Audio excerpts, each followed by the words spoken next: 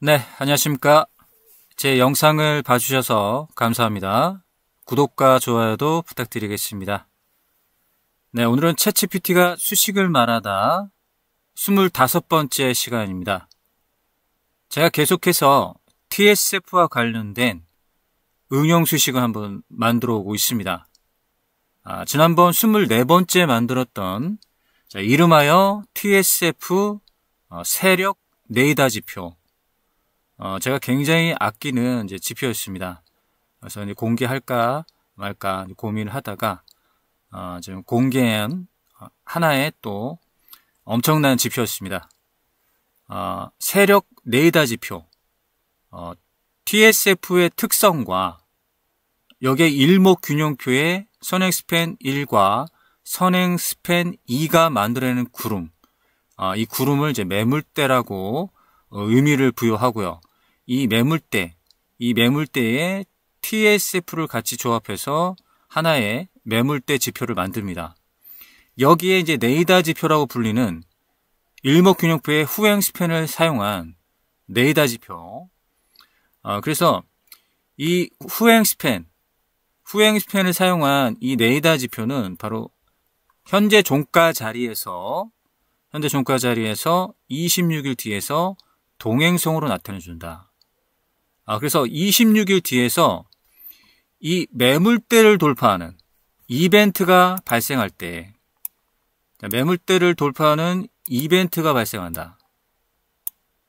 그리고 이 매물대를 돌파해서 이 구름 위로, 이 매물대 위로 이런 지속성을 보여주면 주가도 마찬가지로 상승 지속성을 보여줍니다. 자, 이 원리를 담고 있는데요. TSF 세력 레이더 지표. 자, 그러면 레이더 지표가 여기 구름을 뚫어주는 이벤트가 발생했습니다. 구름을 뚫어주는 이벤트가 발생했고요. 이것은 매물대를 소화했다는 얘기입니다. 매집이 돼 있던 매물대를 소화를 하고 있다. 그래서 이벤트가 발생했죠. 그러면 이벤트가 발생한 이 지점부터 26일 앞이죠. 26일 앞입니다. 26일 현재 종가에서 26일 뒤에서 동행성으로 나타내 주기 때문에 26일 바로 이 자리입니다. 26일 이 자리에서부터 이벤트가 발생했고, 그리고 레이더 지표가 이런 지속성을 보여주면 바로 주가도 이렇게 상승 지속성을 보여준다. 그렇게 해서 이벤트가 발생한 날로부터 이 상승의 지속성을 계속해서 우상향으로 지금 계속 유지를 하면서 최대 148%의 상승을 보였다. 그러면서 계속해서 지속성이 이어집니다. 언제까지? 레이더 지표가 이 구름 아래로 이렇게 이탈이 나오기 전까지는 지속성을 보여주며, 여기서 주가가 상승과 조정의 패턴을 보여도 전체적인 추세는 계속해서 상승 지속성을 보여준다. 언제까지? 이 매물대로 이 레이더 지표가 숨을 때까지죠. 자, 형지 글로벌이라는 종목의 예를 들어봐도 여기서 이벤트가 발생했습니다. 이 부분이 이벤트가 지금 발생한 부분이죠. 이벤트가 발생한 부분부터 26일로 봐야겠죠. 현 시점으로 가거든요. 26 이벤트가 발생한 이 지점에서 26일이죠. 바로 이 지점입니다. 26일 가고 있습니다. 26일 바로 이 날입니다. 바로 이벤트가 발생한 바로 이날, 그리고 추가적인 상한가가 나온 것을 확인할 수가 있죠. 그러면서 지속적인 우상향이다. 지속적인 우상향을 보이는데 언제까지 그 우상향의 패턴을 그려주느냐? 바로 이 레이더 지표가 매물대 아래로 숨기 전까지, 하향 이탈을 하기 전까지는 이 지속성을 유지한다. 그래서 레이더 지표가 이 구름에서 계속 상승과 조정을 반복할 때마다 주가도 상승과 조정을 반복하면서 지속적인 우상이 나온다. 그래서 이 원리를 담고 있는 이름하여 TSF 세력 레이더 지표라고 제가 이름을 붙였고요. 제가 굉장히 아끼는 지표였습니다. 여러분도 한번 지난번 영상을 보셔서 이 지표를 한번 설정해 보시고 차트를 여러 개의 차트를 좀 돌려보시면서 복기를 하면 이 원리가 이해가 되실 겁니다. 그리고 이제 업그레이드 버전이 있습니다. 이 업그레이드 버전은 여러분들이 구독과 좋아요 인증을 해주시면 제 개인 카카오톡으로 구독과 인증을 해주십니다. 그러면 업그레이드된 버전으로 제가 수식을 공유를 드리겠습니다. 여러분들의 적극적인 참여와 후원을 기다리고 있겠습니다. 자, 오늘 25번째 만들어 볼 응용 지표가 있습니다. 이름하여 만능 기준선. 현존하는 최고의 만능 기준선. 여러 가지 다각면으로 사용되는 그런 만능 기준선 한번 만들어 볼 건데요. 이거는 이제 저희가 예전에 이제 멤버십 회원분들에게 수식으로 강의를 드렸던 그런 만능 기준선입니다. 이 만능 기준선 한번 만들어 볼 건데요. 여러 가지 다각면으로 사용될 수 있는 그런 만능 기준선이 되겠습니다. 자, 그러면 이 만능 기준선을 만들기 전에 원리, 그리고 원리를 설명드리고 매매 공략법까지 설명드리겠습니다. 지금 화면에 보이는 부분 중에서 이렇게 하늘색으로 보여지는 하나의 선이 있습니다. 이 선이 바로 이번에 응용 수식으로 만들 그런 만능 기준선이 되겠습니다. 이 만능 기준선은 바로 볼린저 밴드 상한선이라고 하는데요. 볼린저 밴드 상한선에 이 수식 원리와 일목균형표의 기준선의 수식 원리가 담겨져 있습니다. 그래서 이 만능 기준선을 만들어서 어떤 응용이 되는지 설명을 드리겠습니다. 먼저 원리부터 설명드리겠습니다. 지금 저 화면에 보시면 자 이렇게 일목균형표의 기준선, 굵게 처리한 일목균형표의 지금 기준선이 있고요. 여기에 지금 빨간 라인으로 그리고 이 파란 라인으로 세 개의 지표가 있습니다. 이게 바로 이제 볼린저 밴드 지표입니다. 그래서 여러분들이 좀 잘 보이게끔 일목균형표의 기준선과 볼린저 밴드 상한선을 사용하는 그런 만능 기준선이기 때문에 나머지 것들은 한번 제외를 하고 한번 보겠습니다.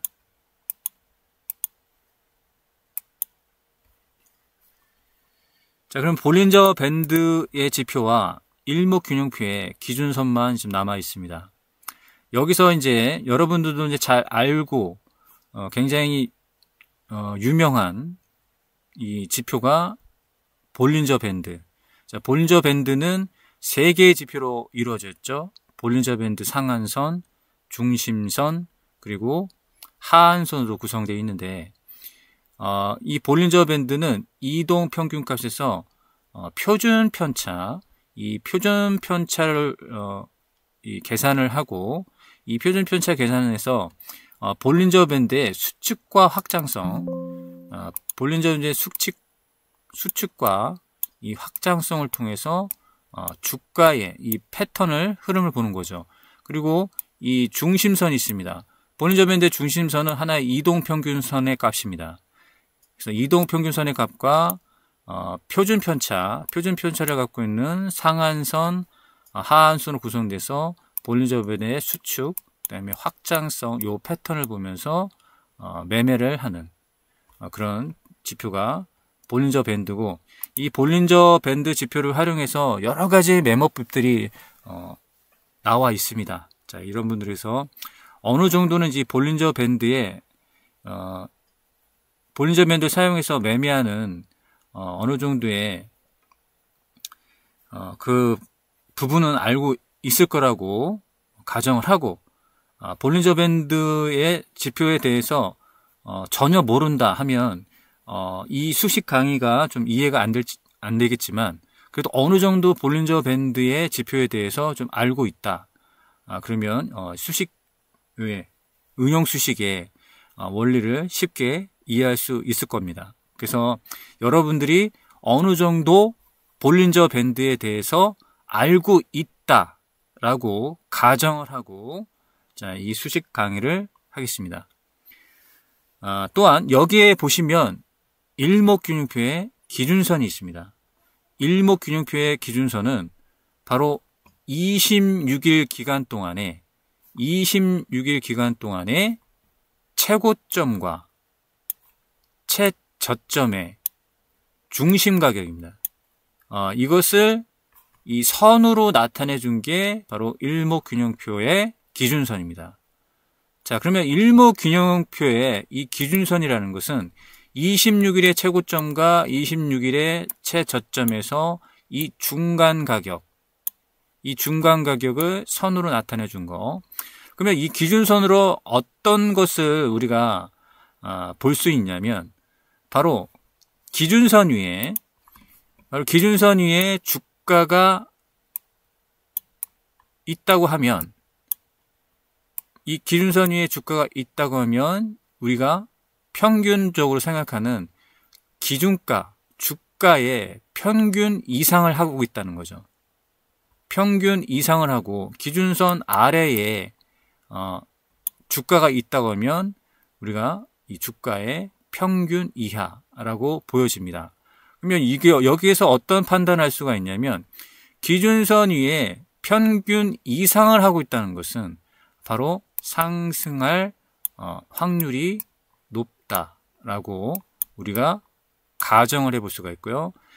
기준값의 이하의 주가가 있다는 것은 하락할 확률이 더 높다라고 보여줍니다. 그래서 하나의 어떤 그 기준을 잡기 위한 이 선이 바로 일목균형표의 기준선입니다.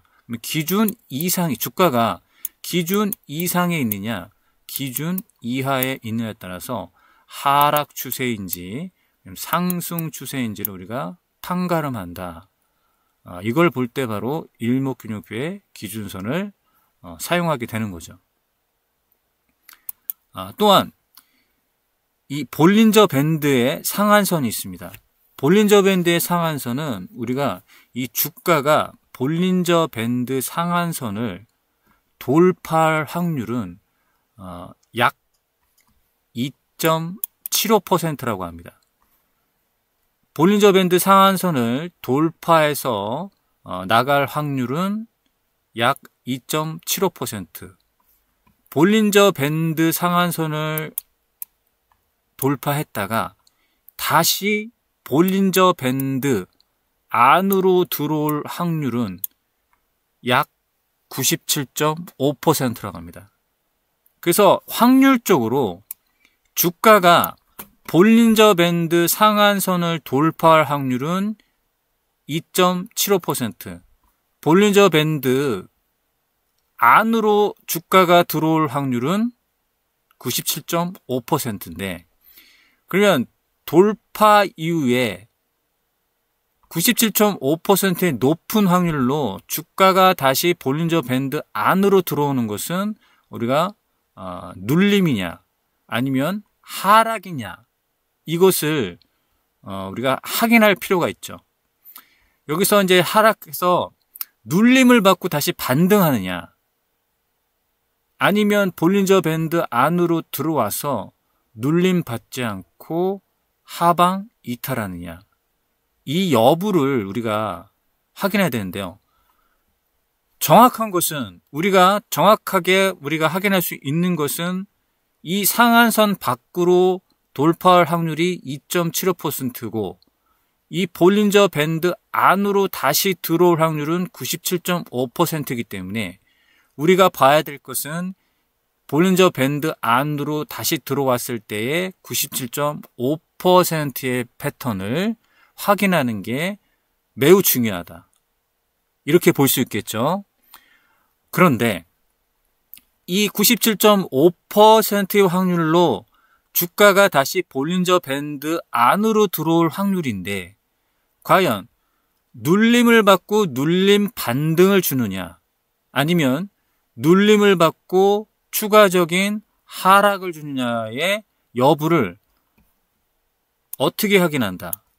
바로 일목균형표의 기준선으로 우리가 파악할 수 있다. 어떻게 파악하는 거죠? 97.5%로 주가가 볼린저 밴드 안으로 들어왔습니다. 그리고 여기에 일목균형표의 기준선인데요. 일목균형선에서 기준선 위에 주가가 위치하게 되면 상승할 확률이 높고 기준선 아래로 주가가 이탈하면 하락할 확률이 높다. 자, 그러면 이 97.5% 확률로 확실하게 지금 주가가 다시 밴드 안으로 들어왔습니다. 그리고 눌림을 주는데 기준선 위에서 눌림을 주면 다시 상승할 확률이 높다는 얘기죠. 기준선 아래로 주가가 빠지면 하락할 확률이 더 높다. 이게 100%는 아니지만 이 97.5% 확률 안에서 또한 눌림을 주는지 하락이 나오는지에 대해서 여부를 우리가 확인할 수가 있다는 얘기예요. 자, 보시면 이 구간이 좀 정확하게 나타내주고 있는 겁니다. 이 구간이. 자, 볼린저 밴드 밖으로 돌파할 확률은 2.75%. 다시 들어왔죠. 다시 들어왔을 때 기준선을 이탈하면 하락이 나오고 기준선 위로 다시 올라오면 상승이 나오는 것을 명확하게 우리가 확인할 수가 있습니다. 자, 이 원리를 이해하시겠죠? 자, 여기서 한번 보겠습니다. 자, 볼린저 밴드 밖으로 나갈 확률은 2.75%. 밴드 안으로 들어올 확률은 97.5%. 밴드로 안으로 들어오되 기준선의 지지를 받았다. 상승의 지속성이 나온 것을 확인할 수가 있죠. 자, 이 부분도 한번 확인해 보겠습니다. 볼린저 밴드 밖으로 돌파가 나왔다가 다시 들어올 확률, 그리고 기준선 위에서 자, 이렇게 진행한 부분. 기준선을 이탈했다고 하면 우리가 여기서는 면밀히 지켜보면서 대응할 수가 있는 거고, 또 기준선 위에 있어도 우리가 면밀히 지켜보면서 대응할 수 있다. 자, 이런 원리가 있다는 겁니다. 볼린저 밴드 밖으로 나왔습니다. 그리고 다시 볼린저 밴드 안으로 들어올 확률. 그 확률에 우리가 베팅을 하게 되는데요. 이 베팅을 하는 확률에서 기준선 위에이냐, 기준선 아래냐에 따라서 우리가 베팅 여부가 달라지는 거죠. 돌파를 했습니다.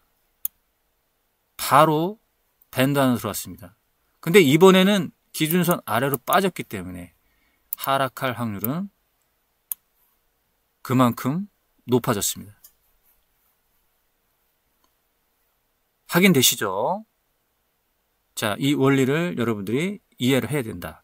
자, 그러면 이 원리를 담아보는 겁니다. 어떻게 담아보냐면 이 볼린저 밴드 상한선과 일목균형표의 이 기준선을 같이 보여주게 한다. 우리가 이 패턴을 따로 보고 그 다음에 이 패턴을 따라 보지 않고 볼린저 밴드 상한선과 이 기준선을 같이 사용해서 함께 보자는 얘기입니다. 함께. 이 함께 보자는 의미에서 기준선을 만들었던 거죠. 이게 바로 이 원리가 담겨있는 만능 기준선입니다.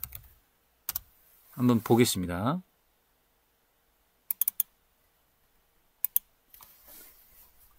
자, 여기에 보면 볼린저 밴드 상한선과 일목균형표의 기준선을 같이 조합을 해서 한꺼번에 보이는 하나의 기준선이 됐습니다. 그러면 주가가 지금 상한선과 이 기준선을 담고 있는 이 만능 기준선, 이 만능 기준선에서 이 패턴을 좀 보여주고 있는 거죠. 그러면 트레이딩 관점에서는 여기서 트레이딩 관점에서 뭐 단타를 진행할 수 있는 부분이고요. 또한 이후에 이 기준선 위에 눌림을 받았다고 하면 이게 바로 진정한 눌림목이 되는 거죠. 자, 이 부분을 보겠습니다. 볼린저 밴드 상한선과 기준선을 담고 있는 만능 기준선. 이 만능 기준선을 보게 되면 어떻습니까? 돌파할 때는 트레이딩. 자, 주가가 여기 위에서 만능 기준선 위에서 자, 이렇게 진행하면 계속해서 트레이딩을 진행하는 거죠. 이 부분은 이번에 여기 상한가를 내면서 돌파를 했고요. 또 추가적인 상한가가 나온 것을 확인할 수가 있죠. 이 부분은 트레이딩을 한다고 했죠. 돌파할 때는 트레이딩. 그 다음에 이후에 기준선 위에 눌림을 받으면 눌림목 매매. 자, 트레이딩. 이후에 기준선에 눌림을 받으면 눌림목 매매. 자, 트레이딩이죠. 자, 이렇게 눌린 거죠. 정확하죠? 트레이딩, 눌림이죠. 어떻습니까? 거의 완벽에 가깝죠. 이 부분을 여러분들이 좀 이해를 하셔야 된다. 자, 그러면 볼린저 밴드라는 것은 이동평균선의 이제 표준 편차 값을 갖고 있습니다. 표준 편차를 갖고 있어서 이 중심선은 바로 이동평균 값입니다. 이동평균 값이기 때문에 이 이동평균 값을 변경함에 따라서 이 볼린저 밴드의 이 표준 편차도 달라지면서 또 이 수축과 확장의 패턴이 좀 달라집니다. 여기에 이제 이동평균선이라는 것은 우리가 이동평균선에는 단기 이평이 있고 중기 이평이 있고 장기 이평이 있습니다. 그래서 이동평균선의 배열 중에서 장기 이평이 중심이 되고 여기서 중기 단기가 골든 크로스, 데드 크로스를 하면서 이 우상향 그림을 만들어주고 이런 걸 보여주죠. 그래서 제가 이제 이동평균선에 각 명칭을 부여했습니다. 그래서 21선은 이제 세력의 행동선이다. 61선은 세력의 중심선이다. 그리고 121선은 세력의 평단선이다. 그리고 장기평 240, 302평 이런 같은 경우는 바로 이제 세력의 마항선이라고 제가 이름을 붙인 이유가 있습니다. 21선이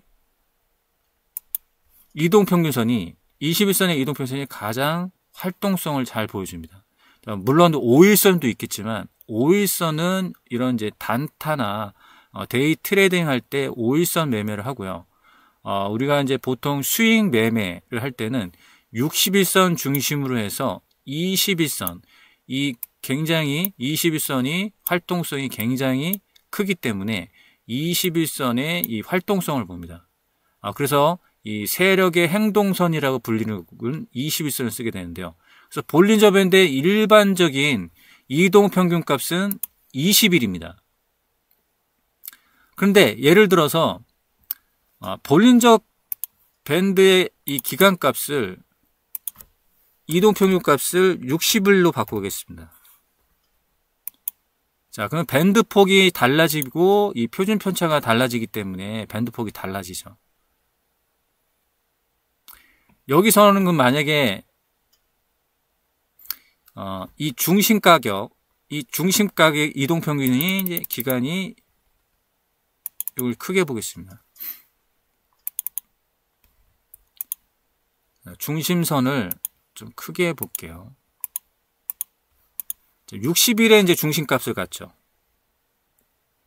60일에 중심값을 갖고, 그러면 이게 이제 중심값에서 단기평 20일이 상향 골든 클로스를 해서, 자, 여기서 설명할게요. 60일이 중심이 돼서 단기평이 있습니다. 그러면 5일의 선이 20일선을 골든 클로스를 하면서 전체적인 추세는 우상향 추세면서 여기서 등락률을 보이는 거죠. 자, 이런 식으로 어떤 진행 상황이 있다고 가정합니다.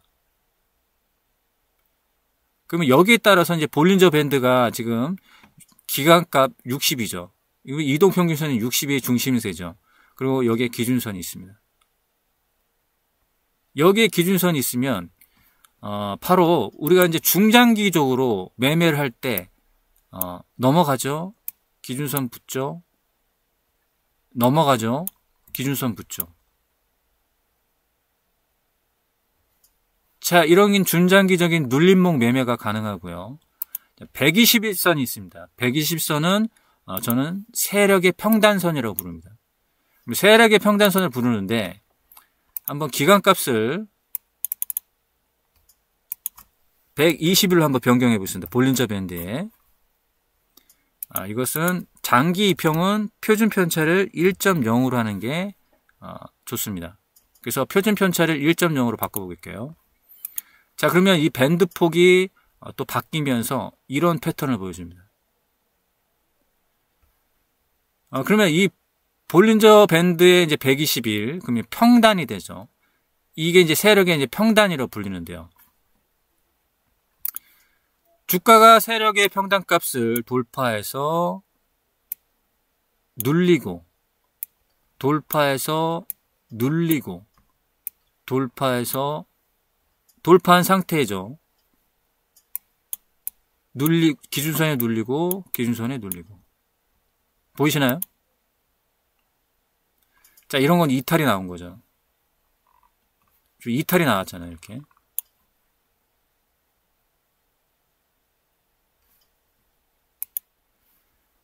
그래서 각 기간값, 이동평균의 이제 각 기간값을 사용할 수 있다.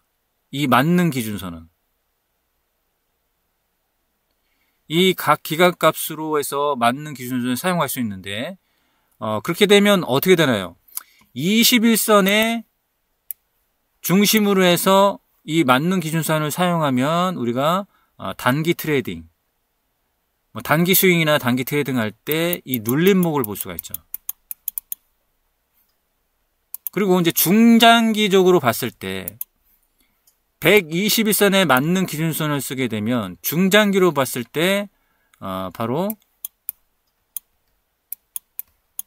중장기 눌림목 매매가 가능하죠. 무슨 말인지 이해가 되십니까? 이렇게 볼 수 있다. 그래서 단기 트레이딩 할 때 이 돌파 매매와 눌림목 매매를 동시에 진행할 수 있다는 얘기입니다. 이 기간값을 달리하게 되면. 그래서 맞는 기준선이다. 이 원리가 있는 겁니다. 아시겠죠? 자, 이렇게 해서 원리는 설명드렸습니다. 그래서 우리가 이제 여지껏 만들어왔던 TSF 운영 수식들, 이 TTT 이동평균선, TSF 지수, TSF 대마, TSF 테마, 여기에 이 웅덩이 지표, TSF의 웅덩이 지표, 이 웅덩이가 바로 매물대다. 이 매물대 안에 주가가 있으면 저항, 매물대 위에 주가가 있으면 지지, 웅덩이가 그 역할을 한다고 했죠. 여기 차트 패턴에다가 우리가 만능 기준선을 하나 추가하는 겁니다. 그래서 이렇게 하늘색으로 나타내주고 있는 게 이 만능 기준선이다. 그래서 이 돌파 매매와 눌림목 매매, 돌파와 눌림목 매매가 동시에 진행될 수 있다. 여기서 하나의 또 한 가지 꿀팁이 뭐냐면 TSF가 돌파해 주는 겁니다. TSF가 돌파해 준다. 그러면 TSF가 돌파하는 거고 이 웅덩이 자체가 이 만능 기준선 위에 있다. 이때부터 이제 대박이 나온다는 얘기죠. 자, 돌파 매매와 눌림목 매매가 동시에 일어난다. 트레이딩이죠. 이건 돌파 매매죠. 돌파 매매고 지속성은 어떻게 본다고 했죠?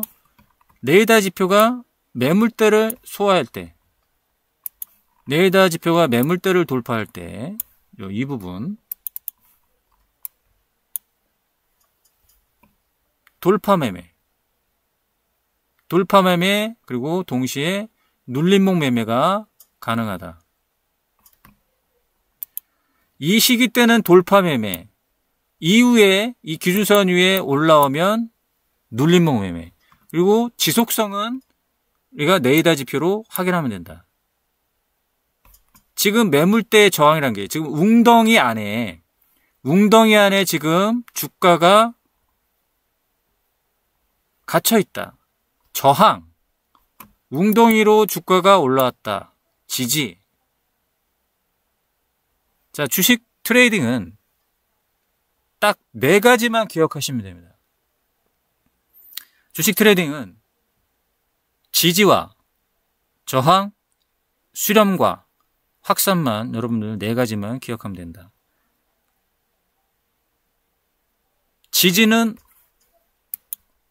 어느 구간이고 저항은 어느 구간인가, 수렴은 어느 구간에서 수렴을 받았는가, 확산은 하고 있는가.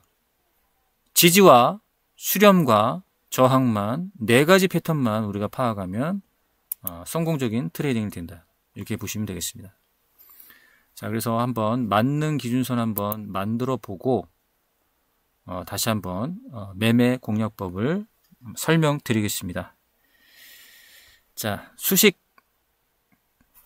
설정에 앞서서 잠시 광고 말씀드리겠습니다.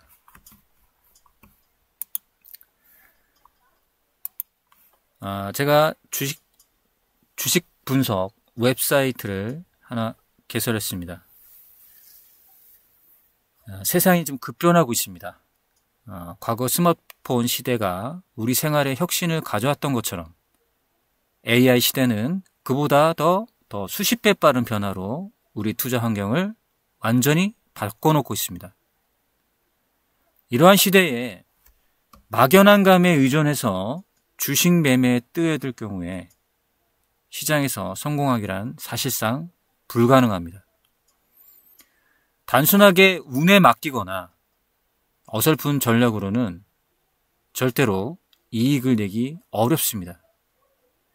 오히려 미리 준비되지 않은 투자자는 손해를 볼 위험이 크기 때문에 이제는 앞서가진 못해서 따라는 간다라는 말처럼 한 발 앞선 준비와 분석이 필수적입니다. 바로 이 점에서 AI 주식 분석 서비스의 가치가 드러납니다. 최신 인공지능 기술과 빅데이터 분석을 접목한 이 주식 분석 사이트는 급변하는 시장 상황 속에서도 정확하고 신속한 투자 정보를 제공합니다. 단순한 기술적 지표나 과거 데이터에 머무르지 않고 실시간적으로 변화하는 글로벌 경제 지표와 뉴스, 그리고 시장 심리를 종합적으로 분석해서 투자자 여러분들이 보다 정확한 그리고 명확한 판단을 내릴 수 있도록 도와줍니다. 과거의 주식 거래는 수많은 데이터와 복잡한 차트를 분석해야만 했습니다. 하지만 이제는 인공지능이 등장하면서 주식 투자 방식이 혁신적으로 변화하고 있습니다. AI가 빠르게 데이터를 처리하고 시장의 트렌드를 예측하며 투자자들에게 실시간 인사이트를 제공하고 있습니다.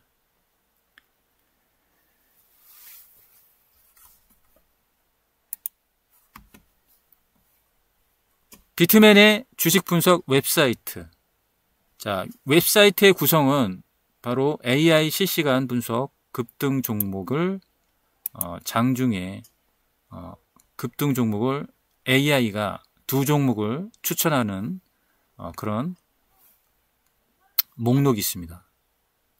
그래서 실시간 분석을 통해서 급등할 만한 종목을 두 종목을 추천을 드리고요.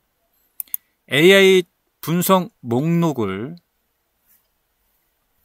확인하시면 바로 실시간적으로 주식의 빅데이터를 수집하고 분석을 해서 AI가 매매 의견 자료를 출력해 줍니다.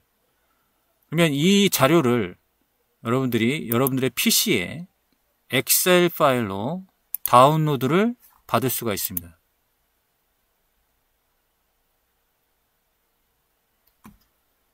이렇게 엑셀 파일로 다운로드를 받게 되면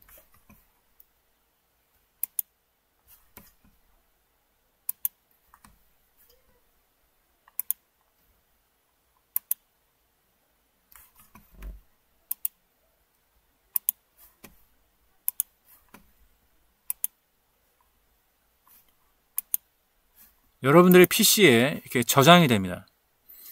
여러분들의 PC에서 이 다운로드를 받을 수가 있고요. 자, 편집 사용을 사용해서 우리가 여기에 필터링을 할 수가 있습니다. 국내 주식 코스닥, 코스피를 포함한 2,000여 종의 종목들을 AI가 분석을 합니다. 그래서 매매 의견을 출력하는데요. 필터링을 하게 되면 여기에 매매 의견이 있습니다. 매도, 매수, 적극 매도, 적극 매수, 중립이라는 매매 의견이 있는데요. 이걸 필터링합니다. 우리가 필요한 건 적극 매수다. 그러면 적극 매수만 이렇게 필터링합니다. 그러면 시총상위 종목 순으로 적극 매수의 종목이 이렇게 필터링이 되는 걸 볼 수가 있습니다. 대표적인 예가 시총상위 순위이기 때문에 적극 매수의 의견이 나왔던 삼성전자를 비롯해서 SK하이닉스, 현대차, 기아차, KB금융 이렇게 적극 매수 의견이 나온 시총 상위 순으로 이렇게 출력이 되는 걸 볼 수가 있습니다. 이 부분을 여러분들이 관심 종목으로 작성을 해서 장중에 매매에 활용할 수 있는 거죠. 그리고 종목 검색 목록이 있습니다. 종목 검색 목록을 보시면 여러분들의 보유하고 있는 종목에 대해서 또는 어떤 들어온 어떤 종목들, 알고자 하는 종목들을 검색을 통해서 우리가 매매 의견을 확인할 수가 있습니다. 예를 들어서 여러분들이 가장 궁금해하는 삼성전자의 매매 의견을 확인해 보겠습니다. 자, 인공지능 AI는 삼성전자의 매매 의견을 적극 매수로 출력했습니다. 삼성전자는 지난 3월 17일부터 계속해서 인공지능은 적극 매수의 의견이 나온 것을 확인할 수가 있습니다.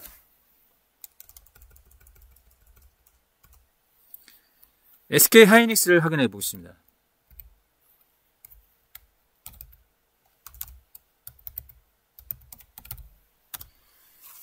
자, SK하이닉스는 지난 3월 15일부터 적극 매수의 의견이 나온 것을 볼 수가 있고, 현재까지 적극 매수의 의견이 나온 것을 확인할 수가 있습니다.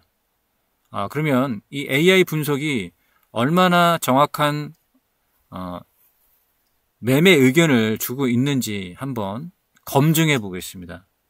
SK 하이닉스가 처음 적극 매수의 의견이 나왔던 3월 15일을 한번 확인해 보겠습니다.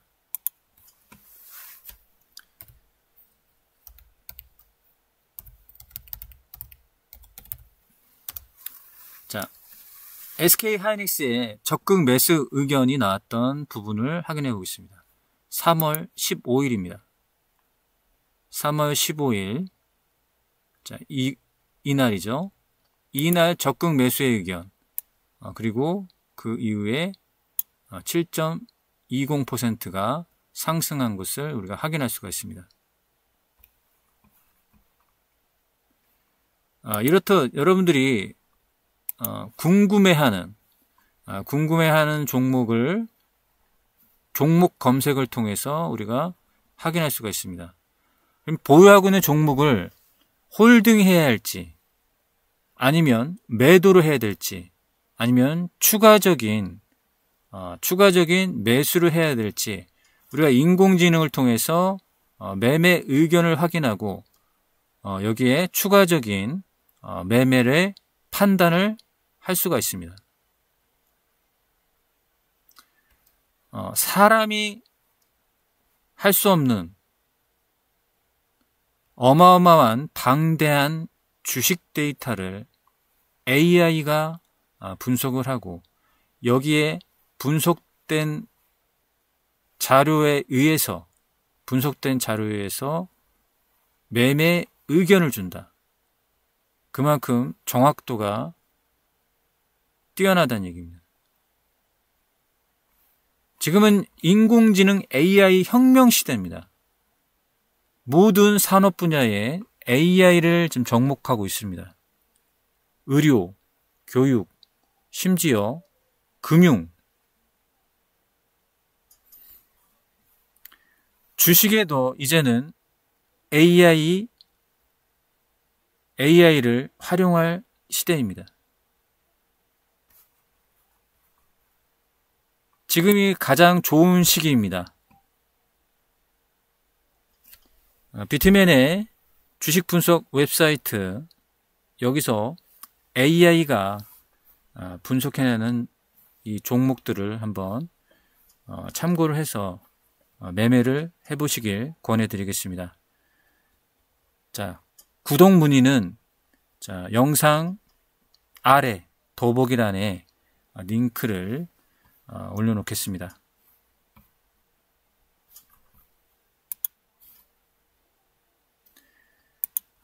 자, 그러면 한번 만능 이 기준선을 한번 만들어 보겠습니다.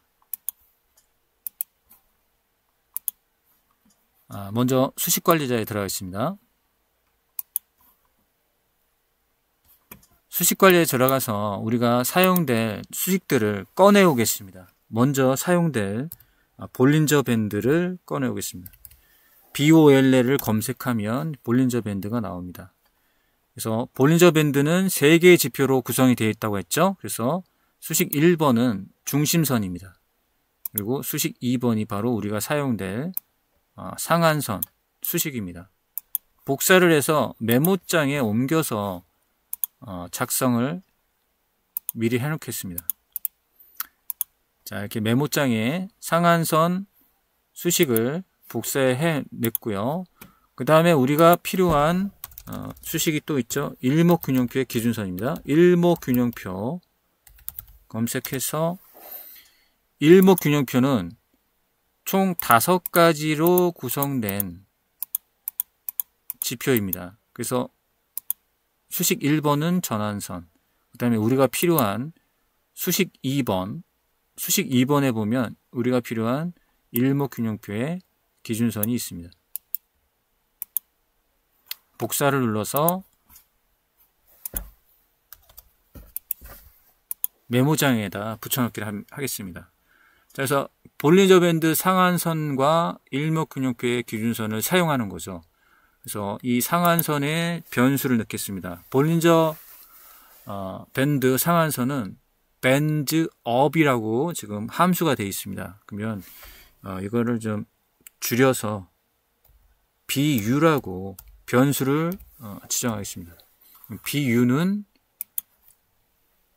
이 수식이다 라고 이제 볼린저 밴드를 변수로 정의했습니다. BU로.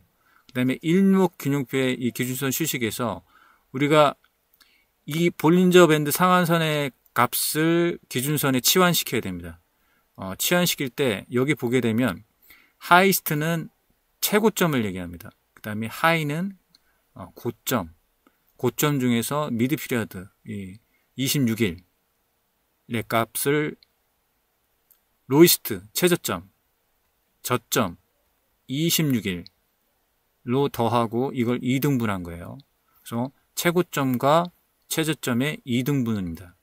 그래서 여기서 이 부분 곱점이라고 표현되는 하이 부분에 비유의 변수를 넣는 겁니다. 이렇게. 그리고 로이스트에서 이 로우 부분을 비유 변수로 치환시킨 겁니다. 자, 한번 살펴보겠습니다. 볼린저 밴드 상한선 수식에 비유 변수를 넣고요. 여기에 이제 기준선 수식에 이 비유 변수를 치환을 시키는 겁니다. 이렇게. 아시겠죠?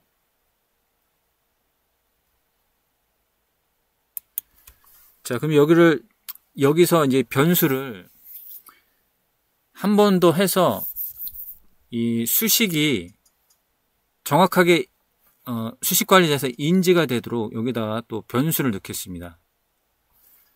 변수를 넣는데요. 여기서는 그냥 임의대로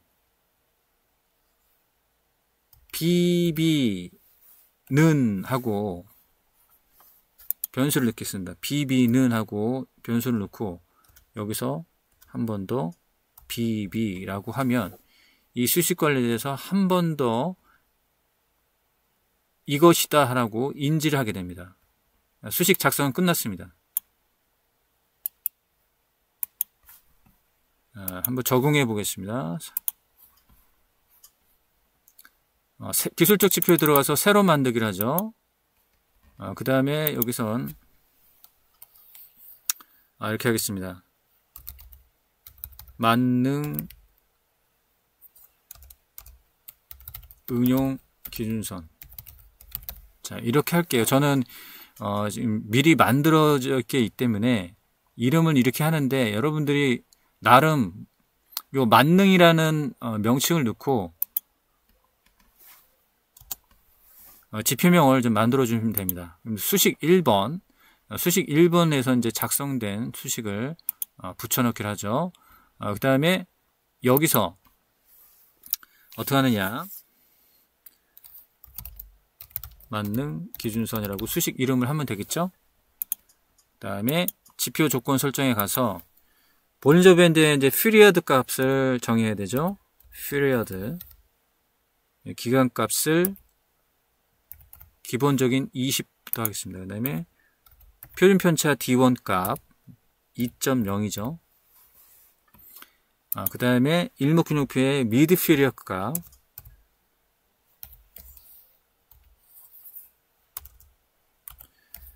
미드 피리어드 값 26일이죠. 수식 검증해 보겠습니다. 수식에 이상이 없으면 된 겁니다. 자, 라인 설정은 제가 좋아하는 저는 옥색으로 하겠습니다. 여러분들이 이제 색깔은 아무거나 하는데 제가 이제 전에 설정한 게 이제 옥색이었으니까 이번에는 제가 자주색으로 한번 적용해보고 이거 좀 굵게 표현해서 좀 잘 보이게끔 하겠습니다. 여기서 이제 스케일을 가격으로 바꿔야겠죠. 그래서 가격 차트에 올라가니까. 자, 그래서 완성이 됐습니다. 작업 저장을 눌렀습니다. 적용을 한번 해보겠습니다.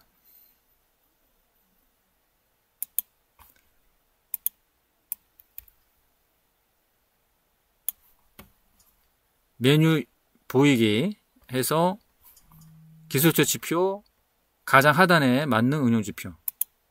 자, 이렇게 적용이 되었습니다.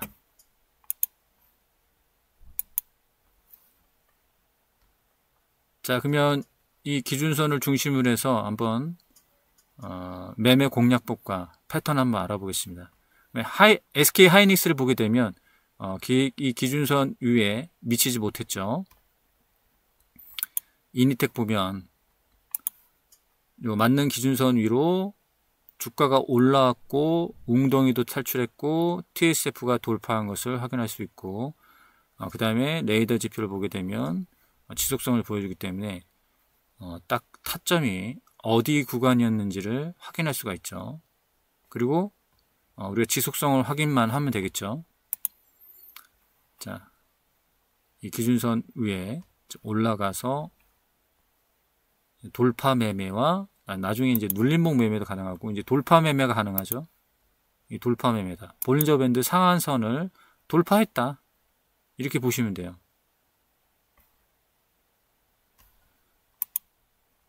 자, 돌파 매매죠. 짧은 돌파 매매. 여기도 돌파 매매. 자, 이 구간은 돌파 매매, 이 구간은 눌림목 매매죠. 명확하죠.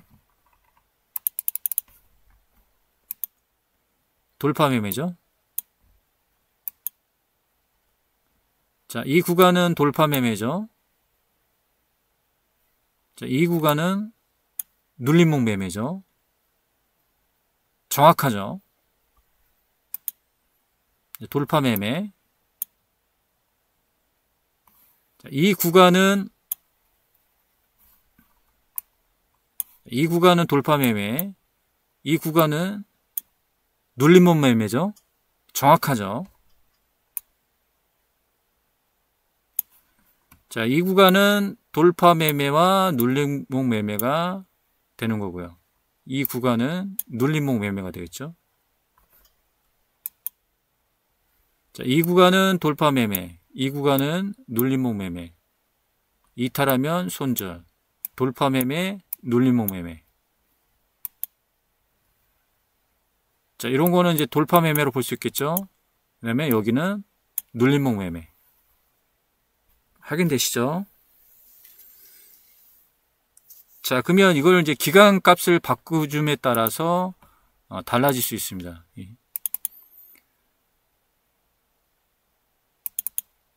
기간값을 한번 그럼 120일로 한번 바꾸겠습니다. 120일은 장기 입형이기 때문에 표준 편차를 1.0으로 확인하시면 되겠죠.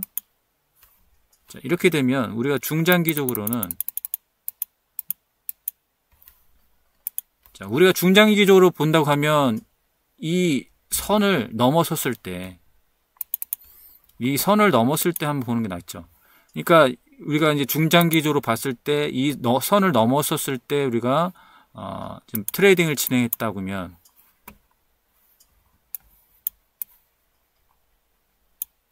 자, 요런 부분들이 확인되는 걸 알 수가 있죠. 자, 넘어섰습니다. 우리는 중장기로 볼 수 있죠. 이제부터 이제 중장기로 볼 수 있다.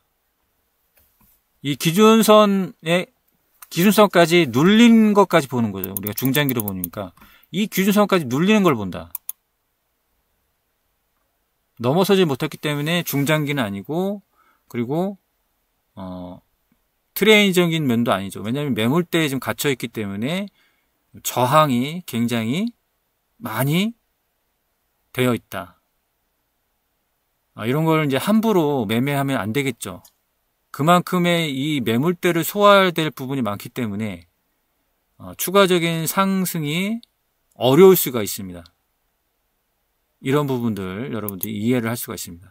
자, 이런 부분도 상당히 매물대가 많고 이 소화해야 될 매물대가 상당히 많죠. 그러면 추가적인 상승이 어려울 수 있다. 이 단기적인 추세는 나오지만 중장기적인 측면에서는 추가적인 상승이 좀 어렵다. 이렇게 보시면 되겠습니다. 이해가 되시죠? 자, 오늘은 이제 조건 검색식을 한번 관련된 조건 검색 만드는데, 이 조건 검색식은 정확하게 딱 이렇게 나오는 조건 검색식은 만들 수가 없습니다. 왜냐면 이 두 가지를 동시에 조건을 만족하는 조건이 없어요. 각 따로따로의 지표이기 때문에 볼린저 밴드의 나름의 조건, 그다음에 일목균형표의 기준선의 나름의 조건을 따로따로 사용하기 때문에 이 조건을 동시에 만족해서 딱 검색되는 조건 검색식은 작성할 수 없다. 이제 비슷하게나마 만들 수가 있습니다. 이해가 되시죠? 한번 만들어 보겠습니다. 자, 먼저 이제 조건 검색식에서 이 조건을 한번 검색합니다. 볼린저 밴드의 조건이니까 볼린저 밴드 지표를 검색을 하면 볼린저 밴드 아래로 내려가시면 기간 내 기준선 돌파가 있습니다. 기간 내 기준선 돌파에서 우리가 한번 볼린저 밴드 상한선을 한번 돌파했다가 돌파한 종목을 검색하기 위해서 10봉 이내에 종가가 볼린저 밴드 상한선을 상향 돌파한다. 그러니까 기간 내 가격 기준선 돌파해서 10봉 이내. 자, 그래서 검색을 한번 하게 되면 320종이 뜬 걸 볼 수가 있고요. 여기서 우리가 또 한 번 더 봐야 될 게 볼린저 밴드 안으로 이제 들어왔다. 이게 97.5% 확률이었죠. 볼린저 밴드 안에 들어왔을 때 우리가 중심선 위에 있어야 된다. 그래서 이 가격 기준선 비교해서 보게 되면 종가가 상한선 이상으로 되는데 이거를 중심선 이상으로 바꿔줍니다. 추가를 누르죠. 그러면 종목이 좀 어느 정도 줄었습니다. 그렇죠?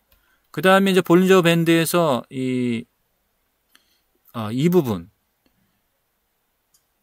기준선 근접에서 상한선에 1% 이내 근접을 해야겠죠. 그래야지 좀 다시 상한선을 다시 돌파할 확률이 높기 때문에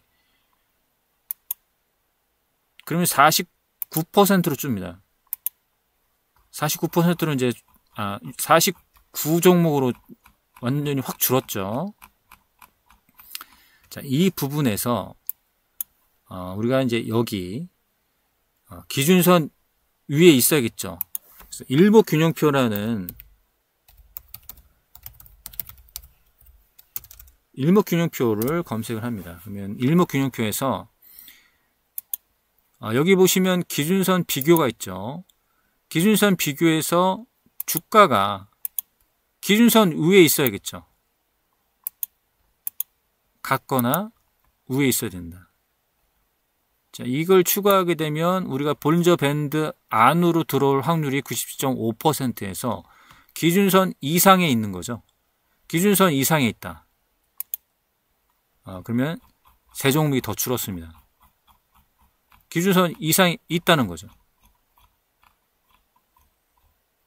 무슨 말인지 이해가 되시죠? 그 다음에 우리가 이제 웅덩이 지표를 사용하니까 이 웅덩이 지표에서 주가가 TSF가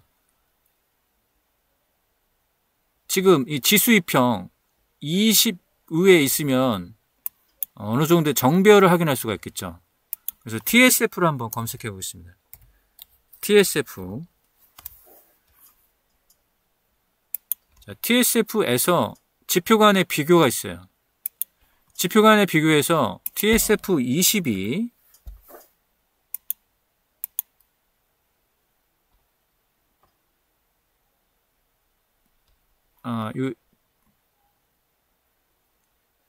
이걸 해야겠네. 기준선 비교. 기준선 비교입니다. 기준선 비교에서 TSF 종가 20이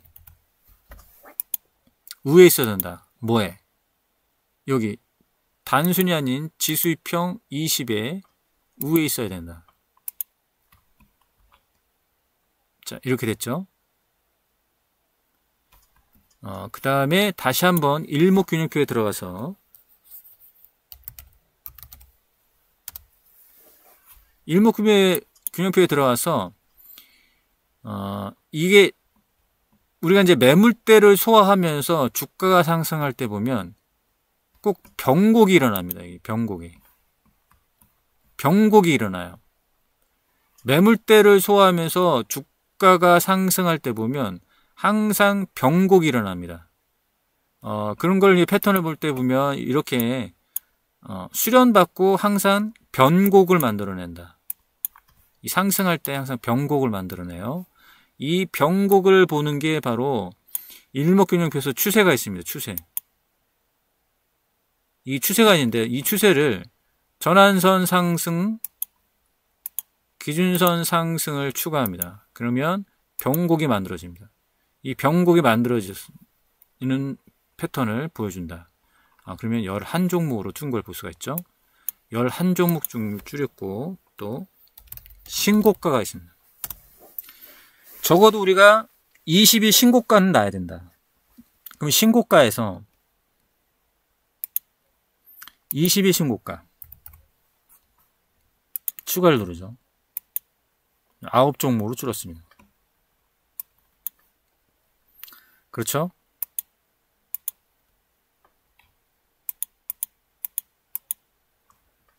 근데 20일 신고가가 난 게 지금 종목이 많이 남아있지는 않네요.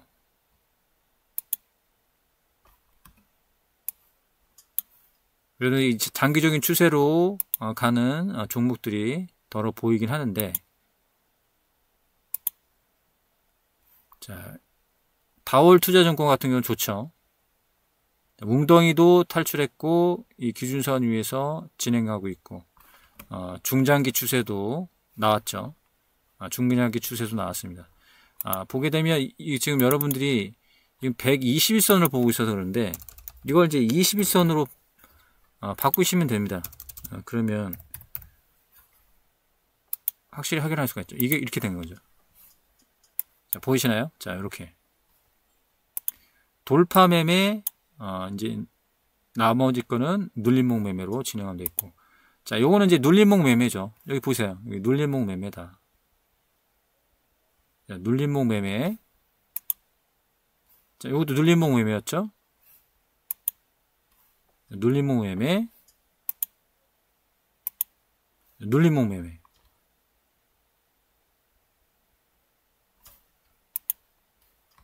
자, 이후에 눌림목 매매하면 되겠죠? 이게 이제 바로 이제 눌림목 매매에서 진행됐고, 급등이 나왔다가 하락을 했지만, 자, 이런 진행 상황. 자, 이렇게 보이시죠? SY도 이제 돌파 매매 됐고요. 자, 여기 눌림목 매매가 되는 거죠. SY. 자, 이렇게 해서 이제 원리를 담아 놓은 또 조건 검색식도 한번 작성을 해 봤습니다. 여러분들이 나름 이 조건 검색식을 작성할 때 이 관련된 거를 지표를 검색을 해 보고 내가 지금 생각하고 있는 어떤 패턴적인 원리를 좀 여러분들이 생각을 하면서 이 조건식을 선택을 하시면 되겠죠. 무슨 말인지 이해가 되시죠? 자, 그러면 챗GPT로 해서 학습을 시켜보고 신호 수식을 한번 작성을 하는지 한번 확인해 보겠습니다.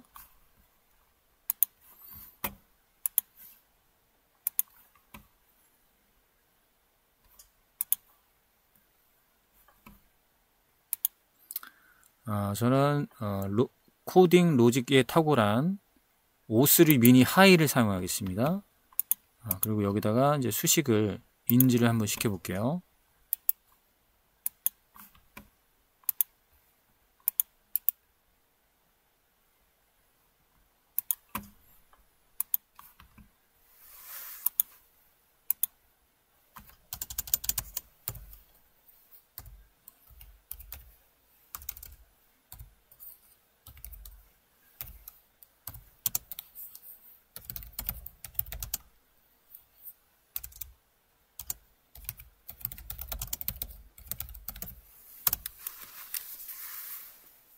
자, 바이 신호를 한번 작성해 달라고 요청을 한번 해보겠습니다.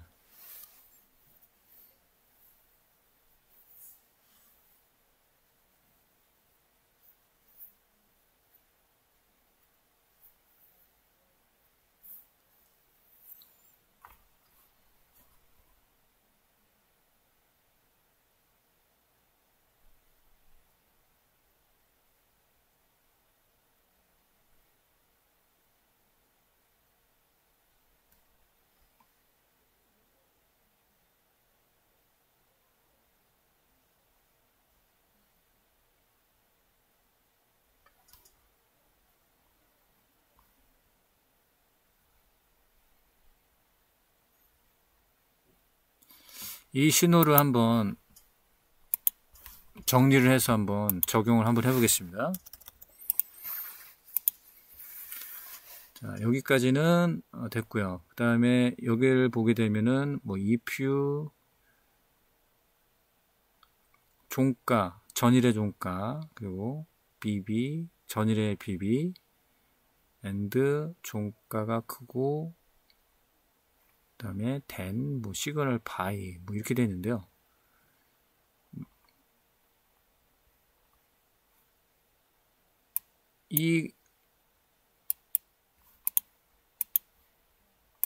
요 요건을 한번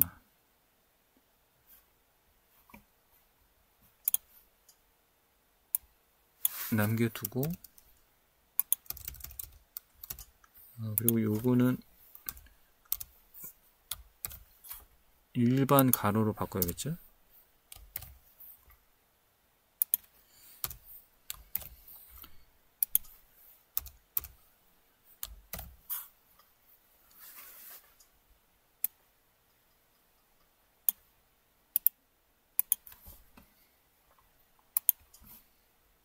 챗 GPT는 제가 이렇게 인지를 했는데 한번 이게 이제 적용이 되는지 한번 확인해 보겠습니다.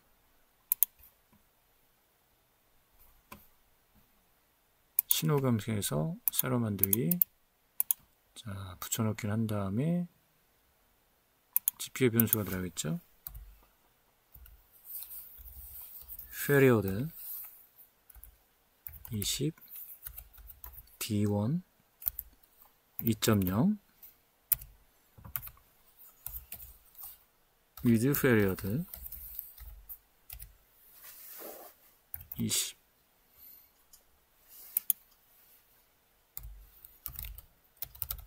맞는 기준선 신호 수직 검증. 자, 불완전한 연산자가 있습니다.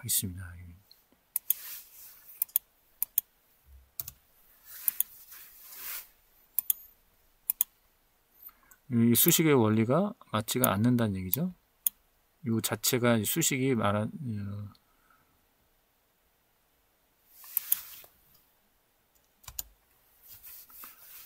이 자체가 안 맞다는 얘기입니다. 그러면은 다시 한번 요청을 해보겠습니다. 시간이 좀 길어져서 직접 적었습니다. 크로스업 방식의 신호 수식 작성.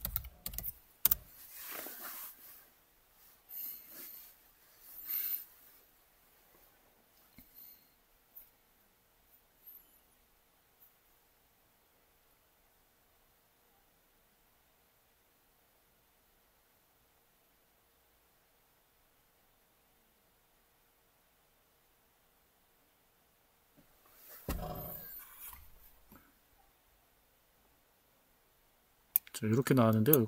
이걸 사용해 보겠습니다.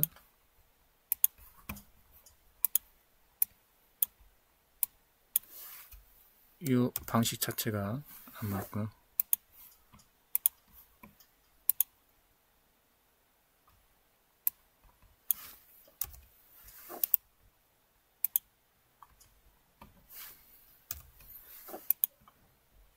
수사 이상이 없죠? 파란색으로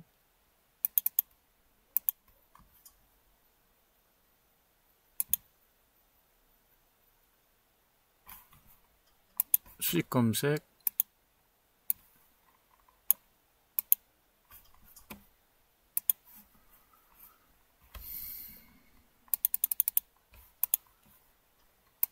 신호가 만들어졌습니다. 자, 여기 보이시죠? 신호가 만들어졌다. 자, 이렇게 트레이딩 관점과 그 다음에 눌림목 관점, 데이 트레이딩 관점과 눌림목 관점을 볼 때 이 신호를 좀 참고를 하면 되겠죠. 여기 신호, 이 부분. 자, 여기도 마찬가지로 자, 이렇게 신호가 이제 발생한 것을 확인할 수가 있죠. 여기도 신호가 보이죠? 네, 어땠습니까? 자, 오늘은 제가 굉장히 잘 애용하는 만능 기준선을 한번 만들어 봤습니다. 자, 볼린저 밴드 지표를 활용한 여러 가지 응용 수식들이 많습니다. 이 중에 이제 제가 일목균형표의 기준선과 볼린저 밴드 상한선을 이제 사용한 이유는 뭐냐면, 처음에 이제 원리를 설명했듯이 이 볼린저 밴드 상한선을 돌파할 확률은 2.75%, 그리고 볼린저 밴드 안으로 다시 들어올 확률이 97.5%입니다. 97.5%로 주가는 다시 볼린저 밴드 안으로 들어오기 때문에 여기서 눌림목을 인지할 때 우리가 추가적인 하락인지 아니면 좀 눌림을 받고 다시 반등인지 이것을 확실하게 확인하기 위해서 일목균형표의 기준선을 참고를 하는 겁니다. 일목균형표의 이제 기준선을 이제 참고를 해서 보는 거죠. 상한선과 기준선에서 이 사이에서 기준선 이상이면 주가가 눌림 반등이 나올 확률이 높다. 기준선 아래로 이탈이 나오면 하락할 확률이 높다라고 우리가 인지를 할 수가 있습니다. 그 원리를 그대로 담아놨다. 이렇게 보시면 되겠습니다. 이해가 되시죠? 구독과 좋아요, 영상이 마음에 드셨다면 눌러주셨으면 감사하겠습니다. 오늘은 여기까지 하겠습니다.